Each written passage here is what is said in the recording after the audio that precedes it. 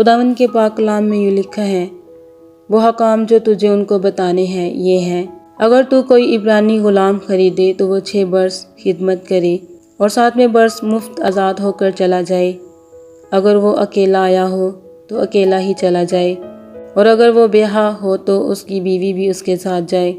اگر اس کے آقا نے اس کا بیاہ کرایا ہو اور اس عورت کے اس سے بیٹے اور بیٹیاں ہوئی ہوں تو وہ عورت اور اس کے بچے اس آقا کے ہو کر رہیں اور وہ اکیلا چلا جائے۔ پر اگر وہ غلام صاف کہہ دے کہ میں اپنے آقا سے اور اپنی بیوی اور بچوں سے محبت رکھتا ہوں، میں آزاد ہو کر نہیں جاؤں گا، تو اس کا آقا اسے خدا کے پاس لے جائے اور اسے دروازہ پر یا دروازہ کی چوکھٹ پر لا کر ستاری سے اس کا کان چھیدے، تب وہ ہمیشہ اس کی خدمت کرتا رہے۔ اور اگر کوئی شخص اپنی بیٹی کو لونڈی ہونے کے لیے بیچ ڈالے تو وہ غلاموں کی طرح چلی نہ جائے۔ اگر اس کا آقا جس نے اس سے نسبت کی ہے اسے خوش نہ ہو تو وہ اس کا فدیہ منظور کرے، پر اسے یہ اختیار نہ ہوگا کہ اس کو کسی اجنبی قوم کے ہاتھ بیچے، کیونکہ اس نے اس سے دغا بازی کی۔ اور اگر وہ اس کی نسبت اپنے بیٹے سے کر دے تو وہ اس سے بیٹیوں کا سا سلوک کرے۔ اگر وہ دوسری عورت کر لے تو بھی وہ اس کے کھانے کپڑے اور شادی کے فرض میں قاصر نہ ہو، اور اگر وہ اس سے یہ تینوں باتیں نہ کرے تو وہ مفت بے روپے دیے چلی جائے۔ اگر کوئی کسی آدمی کو ایسا مارے کہ وہ مر جائے تو وہ قطعی جان سے مارا جائے، پر اگر وہ شخص گھات لگا کر نہ بیٹھا ہو بلکہ خدا ہی نے اسے اس کے حوالہ کر دیا ہو،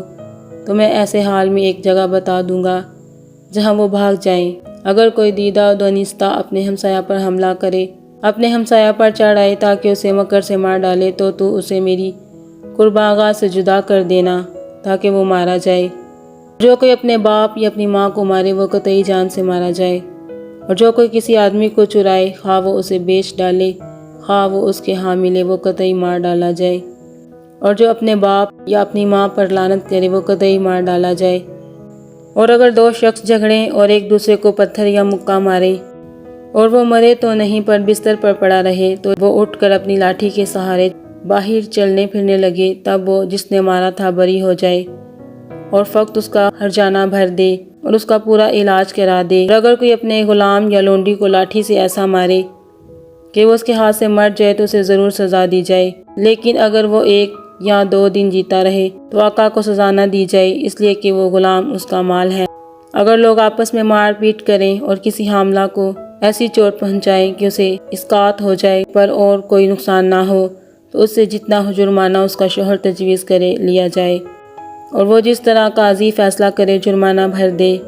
لیکن اگر نقصان ہو جائے تو جان کے بدلے جان لے، اور آنکھ کے بدلے آنکھ، دانت کے بدلے دانت، اور ہاتھ کے بدلے ہاتھ، پاؤں کے بدلے پاؤں، جلانے کے بدلے جلانا، زخم کے بدلے زخم، اور چوٹ کے بدلے چوٹ۔ اور اگر کوئی اپنے غلام یا اپنی لونڈی کی آنکھ پر ایسا مارے کہ وہ پھوٹ جائے تو وہ اس کی آنکھ کے بدلے اسے آزاد کر دے۔ اگر کوئی اپنے غلام یا اپنی لونڈی کا دانت مار کر توڑ دے تو وہ اس کے دانت کے بدلے اسے آزاد کر دے۔ اگر بیل کسی مرد یا عورت کو ایسا سنگ مارے کہ وہ مر جائے تو وہ بیل ضرور سنسار کیا جائے، اس کا گوشت کھایا نہ جائے، لیکن بیل کا مالک بے گناہ ٹھہرے۔ پر اگر اس بیل کی پہلے سے سنگ مارنے کی عادت تھی اور اس کے مالک کو بتا بھی دیا گیا تھا تو بھی اس نے اسے باندھ کر نہیں رکھا اور اس نے کسی مرد یا عورت کو مار دیا ہو، تو بیل سنسار کیا جائے، اس کا مالک بھی مارا جائے۔ اور اگر اس سے خون بہا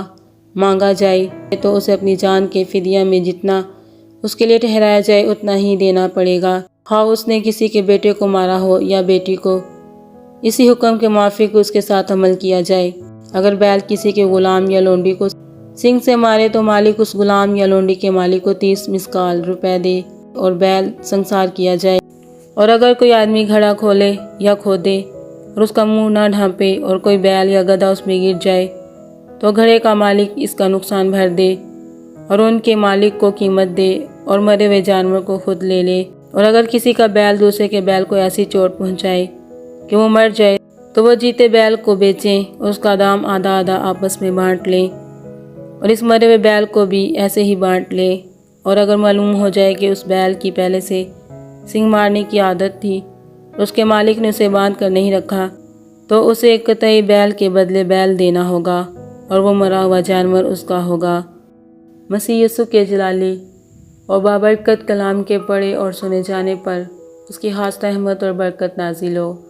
خدا باپ کا شکر ہو اور آپ سب کی سلامتی ہو۔ آمین۔